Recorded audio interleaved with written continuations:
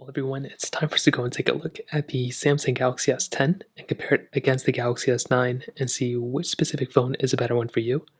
Now, both these phones are great, they have a lot of capability, but I will say probably neither one of these phones are worth buying today. They are probably, I would say the S20, S21s are probably worth buying more so. But let's go and see how both these compare in 2023. Like I said, if you want to pick up any of the phones I would recommend buying this year, links will be down in the description. You can get them from there. You can help support the channel at the same time. Now, side by side, there are some clear differences for sure. The S9, which came out in 2018, has a decent 5.8-inch panel on the front, and I've always felt like this was a pretty good looking screen. I never really had like a crazy amount to complain about with this type of device. And I do think Samsung did a good job back in 2018 with it. It pretty much looked almost exactly the same thing as the S8, but we had the little bit of bezel on the top and the bottom, curved panel as well, 60 Hz, but it was a 1440p panel, and this thing still looks very, very sharp in this day and age. The S10, on the other hand, I mean, it's still a very good display. You're getting a little bit of a bigger 6.1-inch dynamic island display, and it's been the same type of size panel since then. So even though this phone came out back in that day, it still is a still relevant panel for what it is, and I think that's a pretty cool thing going for this type of device as well. Now you are removing the bezel, you're getting a whole bunch of display in the top right corner, but it still looks very good. And as I mentioned, I'm a big fan of the way this phone looks as well. Now in terms of thinness and thickness, as you can see, we do have a little bit of a different styling when it kind of comes down to it. So you can see that we had, the curved panel, the curved side and everything, which looks great. You are getting the volume buttons and everything, which is nice. The side key as well. You're getting the other side button on the other side. Now you are getting kind of the same peripherals and, I/O. You're getting headphone jacks, USB-C ports, and a micro SD card slot on both these phones, which is amazing. That's the kind of stuff I love seeing on these types of devices, and you were pretty much getting that on both these phones, which was amazing. Now on the back, we are getting a little bit of a different styling, as you can see. They're both standard glass backs, which look great, but we are getting that triple camera setup on the Galaxy S10. With the S9, we're getting that single camera setup. I think both of these look great. There's really not a lot to complain about here, but you can clearly see from one generation to the other, there was a big gap. There's a big jump going from the S9 to the S10. You're getting that, fingerprint sensor here too, but I definitely did like and prefer what we were getting on the Galaxy S10 over the Galaxy S9 during that moment. You're getting wireless charging on both, which you're getting reverse wireless charging from the Galaxy S10, which is really cool, and IP certification on both as well, which is really nice. But ultimately on the outside, that kind of covers it up. I think both these phones did a tremendous job for sure, but I definitely do think that between the S9 and the S10, there's definitely not one that I'm like, oh, this one has to be the one you have to buy, but definitely the Galaxy S10 is the one you should probably consider even looking at over the Galaxy S10. Now, in terms of software and updates, this was actually a pretty big difference. So with the Galaxy S9, like I said, it came out in 2018. The last update it got was One UI 2.0.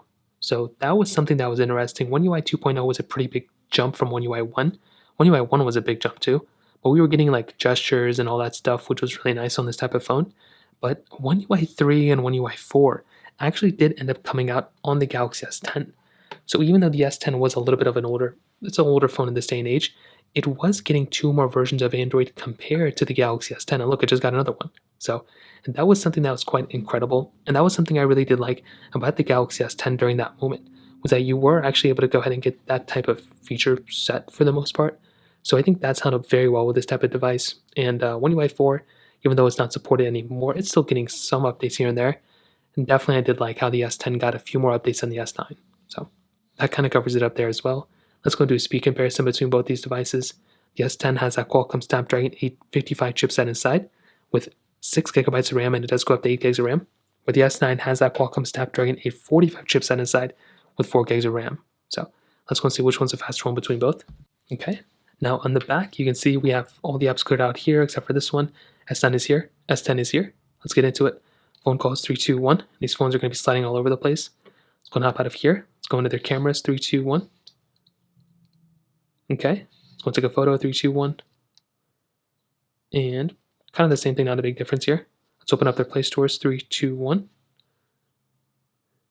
Okay. Galaxy S9 actually way faster here.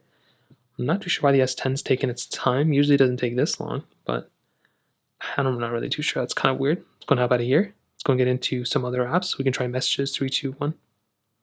Okay, about the same thing, not a big deal. We do have some of these third-party apps here, which for the S10, I think they're hidden inside of that other option, which has always been very weird. So let's do Quizlet 3, 2, 1. Okay, Galaxy S10 was faster there. Let's try Snapchat 3, 2, 1. Okay, S10 I think was faster again. It's going up out of here. Let's try Bofa 3, 2, 1. Okay, that one kind of covers it up there. Facebook 3, 2, 1. Oh, there was a little glitch on the S9 if you kind of saw. Like it took like an extra second for it to open. Not a ginormous deal, but something to kind of remember. Twitter 3, 2, 1. Okay, S10 again is a faster one. Now I think on the S10 I have to open up that little like game launcher thing in order to open up a game, which is very, very weird. So we'll go into here, we'll go and open up something like, we'll open up, let's see what games I have. Do Temple Run 2, 3, 2, 1. And it does look like the S10 is probably going to be faster here. But we did get into this little pop-up, and this is Temple Run 1. I kind of already threw this one off. So let's go and load this one up in the background. We can try, I guess we could try Temple Run 2 again if I close it, but then that probably wouldn't be fair. Let's go and see which other ones I have here. I guess we have Genshin Impact on both. I could probably load that one up. 3, 2, 1. So again, this is a pretty big game, and you can see how much faster it was already on the Galaxy S10. It loaded up way faster, and by the way, these phones are flying all over the place now, which is kind of weird. But I think you'll basically be able to see the S10 is going to be a much faster device than the S9 in pretty much every single way, including this way, which is kind of expected. So take it as you will, not like the biggest deal in the world, but just kind of one of those small things to keep in mind. So from that perspective, that kind of covers it up here. Now, in terms of the camera side of things, this was honestly a pretty big jump and a pretty big change between both these devices. So with the S10, you were getting a triple camera setup, whereas on the S9, you're getting a single camera setup. 4K at 60 on the back, but you're also getting 4K at 60 on the front of the S10, where on the S9, you were not getting that. I think you're getting like 1440p on the front of this phone. Now, I will say for the most part, the S9, for how old this phone is, there's still lots of features built in with this type of device, which is pretty cool. So you can easily go and use this phone for like a long period of time. But it's just, you know, you get 8x zoom, which is nice. You're getting 1x zoom, so there's no ultra wide or telephoto lenses.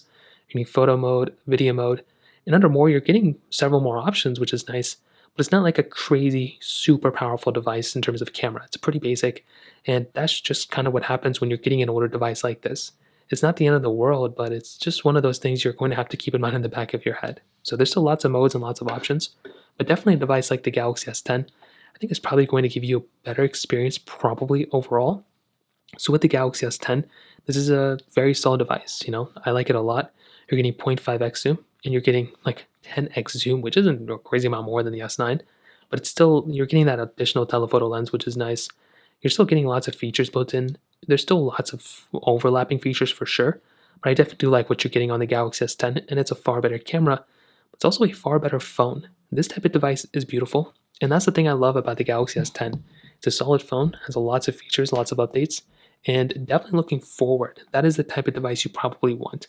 You want to have a device that's going to give you a more powerful experience, and I would definitely say the Galaxy S10 is that. You're getting more features, you're still maintaining basically everything with the Galaxy S9, but you're just getting a better phone, which is awesome.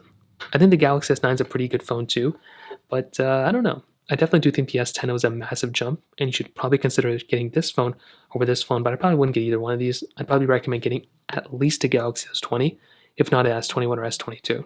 So in terms of that, kind of covers it up there. If you have any other thoughts or questions, let me know in the comment section below. Hit the like button, that would mean so much, but definitely hit that subscribe button. More importantly than everything else, I love every single one of you guys. Hopefully I'll catch you guys in the next video.